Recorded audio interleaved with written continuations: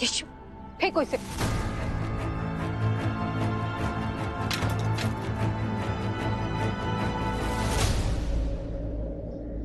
यीशु,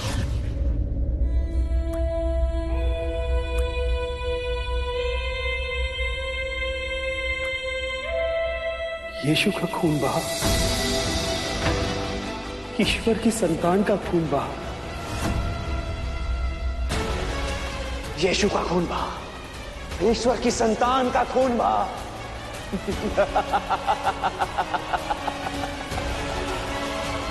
यीशु का खून बहा।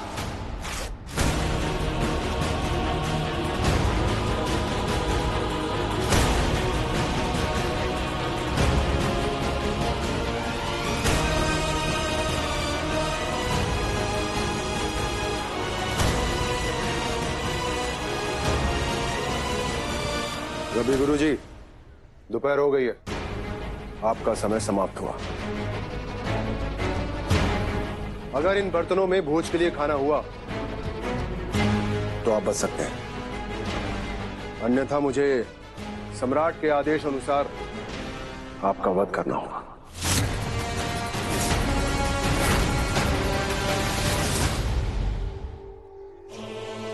हे परमपिता परमेश्वर, आज के आयोजन को विफल होने से बचा लीजिए। रब्बे गुरु जी की जान खतरे में है, संकट से बाहर निकालिए।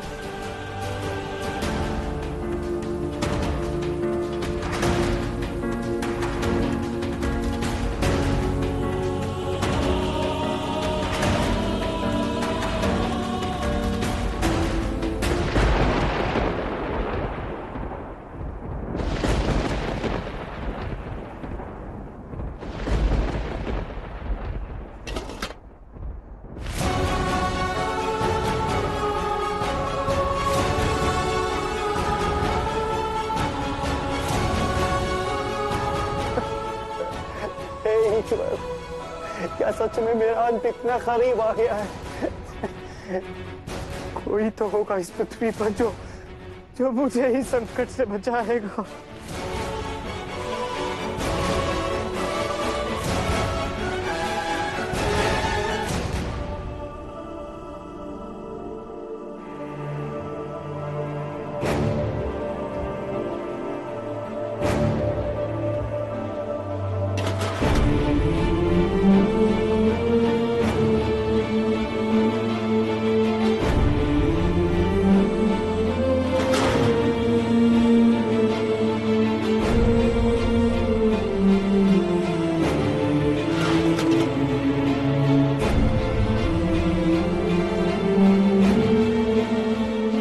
ऐसा कैसे हो सकता है? ना किसी भीड़ की हत्या हुई, ना किसी मेमने का वध हुआ, ना भोज के लिए किसी तरह की तैयारी हुई, ना ही चूल्हा जला, फिर भी भोज के लिए सारा खाना बनकर तैयार हो गया। यह चमत्कार कैसे हो सकता है?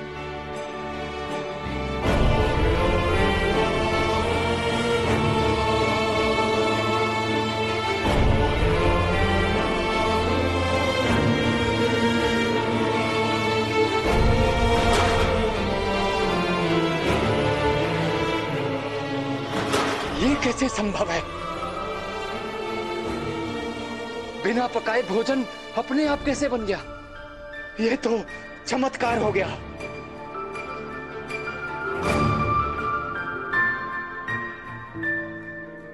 कोई माने या ना माने, लेकिन मैं जानती हूँ कि ये सब आपने ही किया है यीशु भैया। मैंने कुछ नहीं किया आशा, सब कुछ ठीक करने के लिए परमपिता परमेश्वर से प्रार्थना की, क्योंकि सारी उम्मीदें खत्म होने के बाद परमपिता परमेश्वर के सिवा कोई हमारी मदद नहीं कर सकता।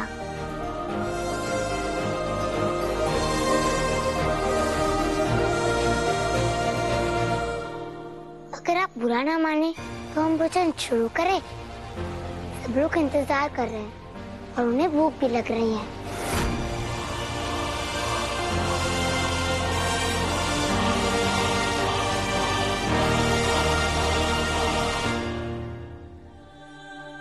लीजिए ना, माँ कहती है पर रसोई थाली सामने आ जाए तो उसे इंतजार नहीं करवाना चाहिए, उससे अन्न का अपमान होता है।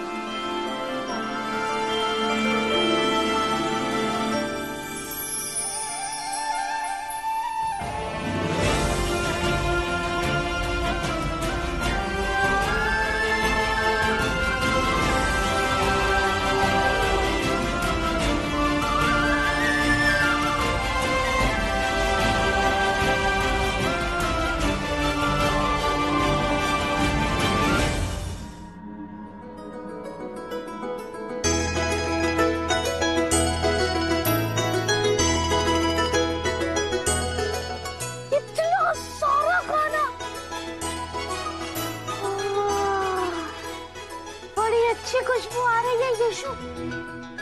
मुझसे रुका नहीं जा रहा। पहले हम यहाँ सभी मेहमानों को खाना खिलाते हैं, फिर हम साथ मिलकर खाना खाएंगे। ठीक है यीशु।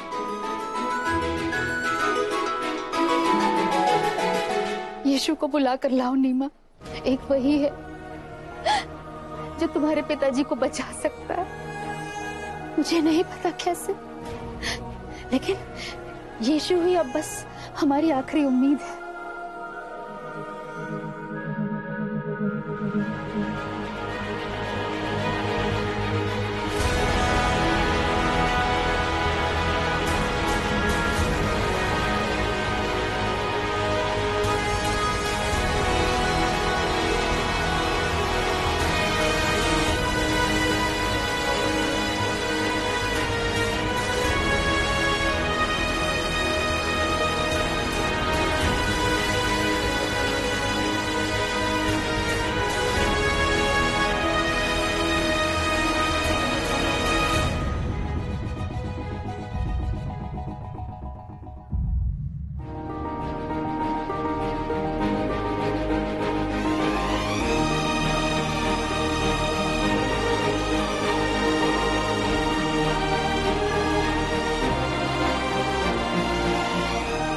यीशु,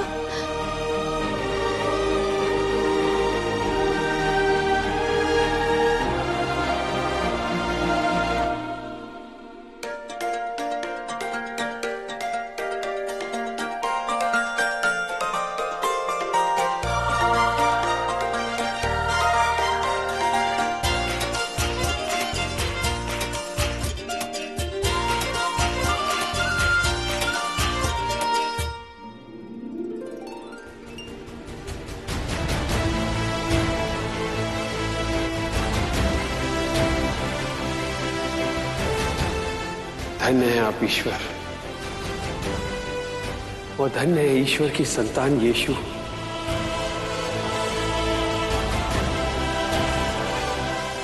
एक तरफ यीशु ने भेड़ों और मेमनों की जान बचाकर उनके खून की जगह अपना खून बहा दिया, और दूसरी तरफ आपने यीशु के इस त्याग का मान रखते हुए सभी को भोजन प्रदान करके इस महाभोज को बिगड़ने से बचा लिया।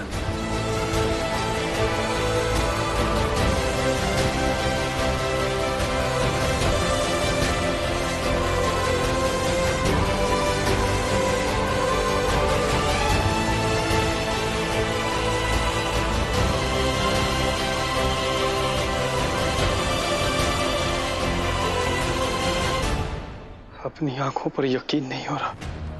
ये महाभोज सचमुच चल रहा है या मैं कोई सपना देख रहा हूँ? नहीं, आज सपना नहीं देख रहे, भोज सच में हो रहा है। लीजिए, आप ही भोजन कीजिए।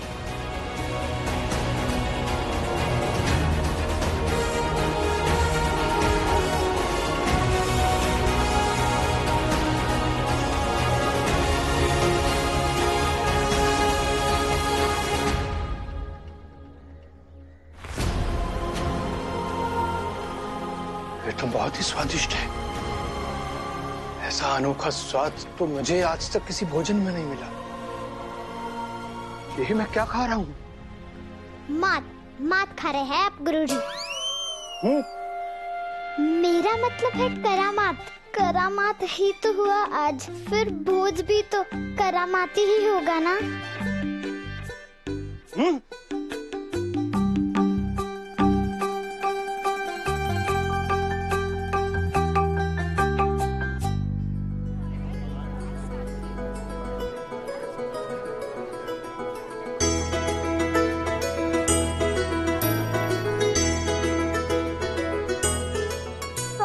भोजन कर चुके यीशु, हम भी खाना शुरू करें क्या? बहुत जोर की भूख लगी है। ठीक है।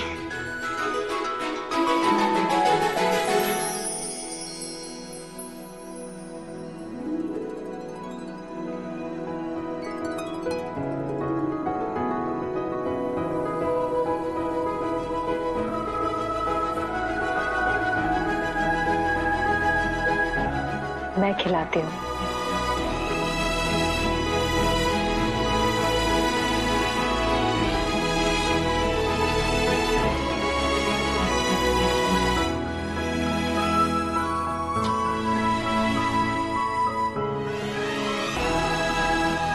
हे ईश्वर, यीशु के एक निवाला खाने से मुझे तृप्ति मिल गई।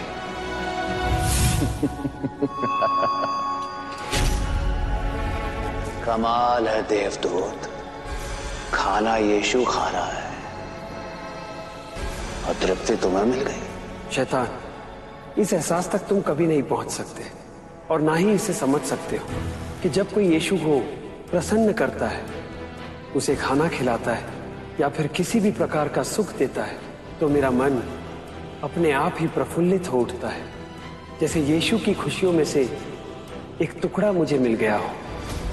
किसी के टुकड़े पे पलने वाले को लोग अच्छी नजर से नहीं देखते, और तुम्हारे लिए बुरी खबर भी है देवदूत। यीशु के पास से मिलने वाले टुकड़े से बहुत जल्द वंचित होने वाले हो तुम। ईश्वर ने अभी तक तुम्हें तुम्हारे कर्मों के लिए दंडित नहीं किया है।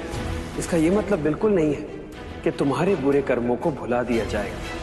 अपना अगला कदम सोच समझ के उठाना शैतान, तुम्हारे लिए अच्छा होगा। अच्छी सलाह दी तुमने। यीशु तुम्हारा प्रिय है ना देवदूत? मैं सोच रहा हूं कि उसके नक्शे कदम पर ही आगे बढ़ूं। क्या करूं? तुम्हारा यीशु कहता ना कि फूंक मारने से सब ठीक हो जाता है, तो मैं भी उस नुस्खे को आजमा के देखता हूं। हाँ, देखो।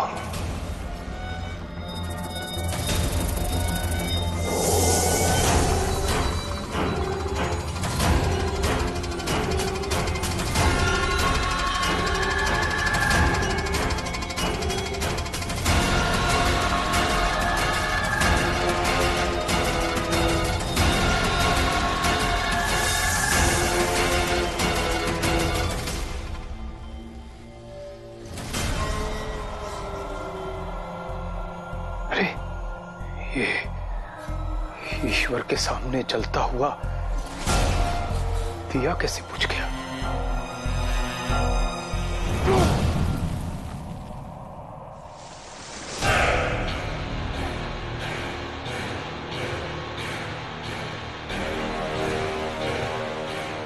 आंखें बंद करो और मेरी बात ध्यान से सुनो।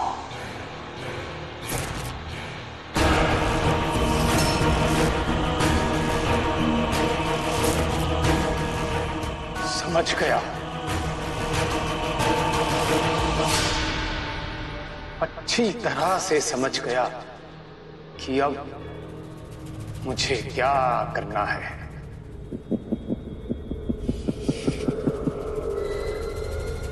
बड़े अफसोस से कहना पड़ रहा है देवदूत कि तुम्हारे प्रिय यीशु की जिंदगी से खुशियां बहुत जल्द गायब हो जाएंगी। इसलिए लूट लो, जितने टुकड़े लूटने हैं लूट लो।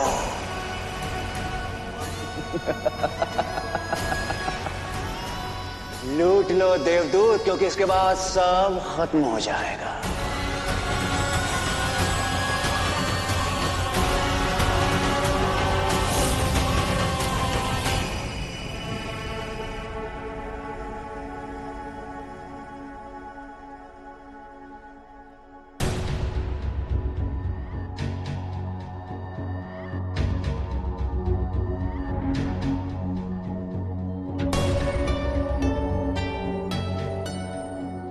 क्या बात है लीना जी, गुरुजी ने हम सभी को और बाकी के गांव वालों को यहाँ क्यों बुलाया है? मुझे भी ठीक से कुछ नहीं पता। महाभोज खत्म होते ही भीतर जाकर प्रार्थना करने लगे। उसके बाद बाहर जाकर गांव वालों से मिले और मुझसे कहा कि आप लोगों को बुला कर लाए।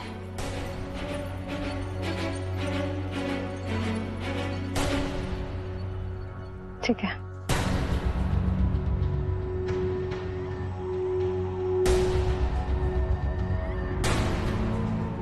रब्बी गुरुजी, आपने हमें यहां पर क्यों बुलाया है?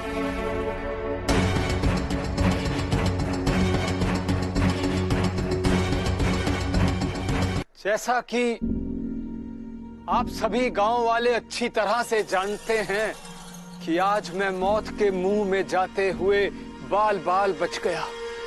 ये तो मुझ पर प्रभु की कृपा है कि महाभोज में किसी तरह का व्यवधान नहीं पड़ा।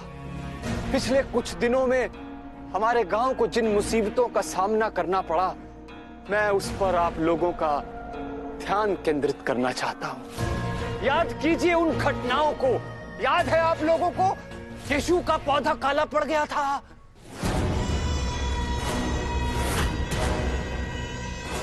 उसके बड़े भाई को सांप ने काट लिया था।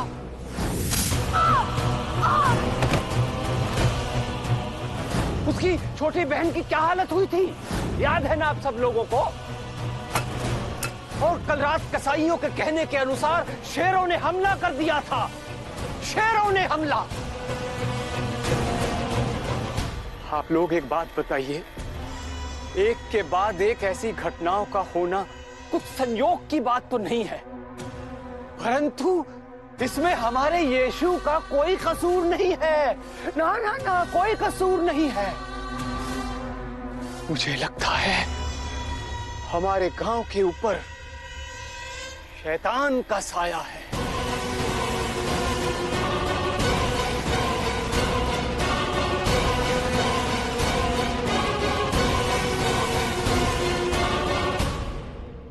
बहुत खूब रब्बी गुरु, बिल्कुल सही जा रहे हो। अब समस्या तो बता दी, उस समस्या का समाधान भी बताइए इन सबको।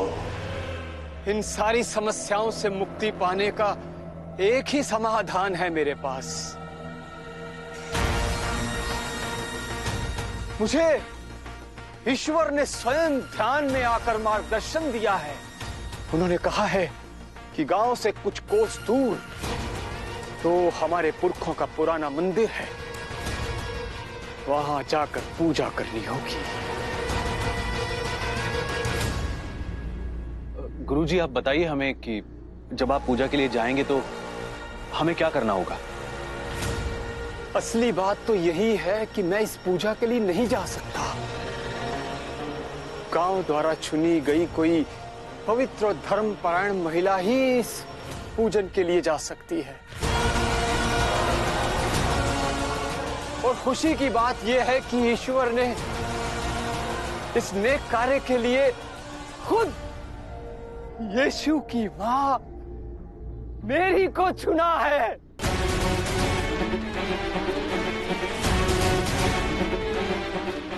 जो कि सचमुच एक पवित्र और धर्मपरायण महिला है।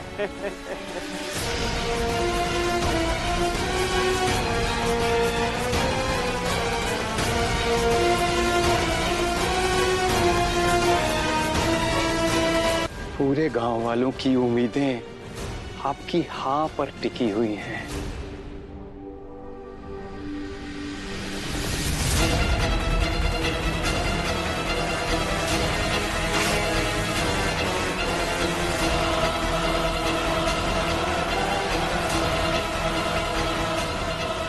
आज तक जो कुछ भी हुआ उसमें यीशु और उसकी मां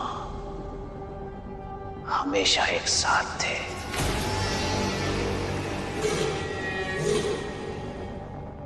अपने बड़े भाई को सांप के डंक पर फूंक मारकर ठीक करने का विचार भी उसे अपनी मां से ही मिला। अगर प्रेम से फूंक मारूं तो क्या पता ये चोट ठीक भी हो जाए।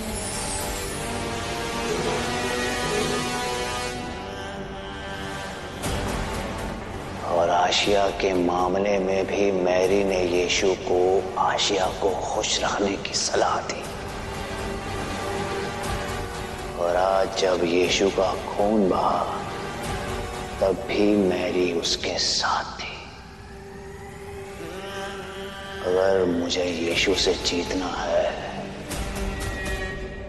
तो मुझे इन दोनों को अलग करना होगा, क्योंकि यीशु की मां सिर्फ यीशु की मां नहीं, उसकी दोस्त, उसकी गुरु, उसकी मार्गदर्शक भी है। यीशु की सबसे बड़ी ताकत इसकी मां है और मुझे इन दोनों की जोड़ी को तोड़ना होगा। यही एक रास्ता है यीशु को कमजोर करने का।